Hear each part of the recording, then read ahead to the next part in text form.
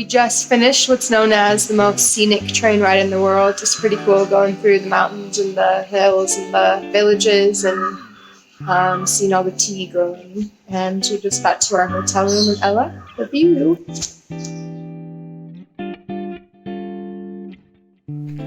We're on a hike to Little Adams Peak. Check out this little guy. Doesn't look like it, but it's an incredibly steep climb right there. Somehow I managed to lose Kyle along the way. I found Kyle back there. It's him. Not too happy with me. Doesn't like when I veer off. Whoops. We took a swim in the heat of the day, and after cooling off, we headed to the Arch Bridge in the thick Sri Lankan jungle. We enjoyed the view while watching locals and sipping on a fresh coconut.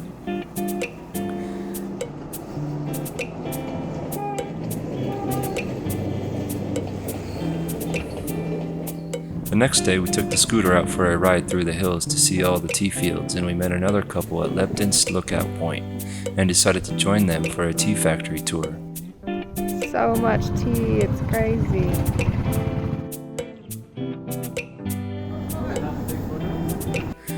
We had always wondered how tea was made and learned about the process. We were amazed by how many people were working at the factory and by how many steps were involved in the process. We tasted the tea and were surprised how bitter tea could be.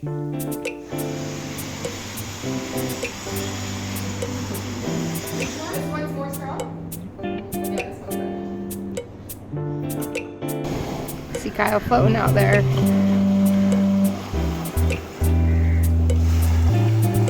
It's one of those places where the reviews online say to reserve in advance because it's fully booked, and here we are with very few other people. Unfortunately, due to the bombings a couple months ago, the whole country's been pretty empty. We've seen very few tourists.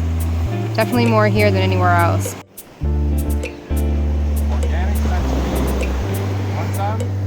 Nah.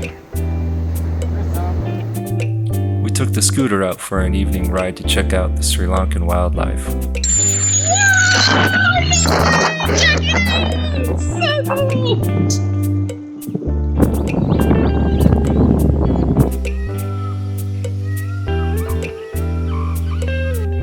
We heard the elephants gather at the water at sunset, so we headed for the nearest pond.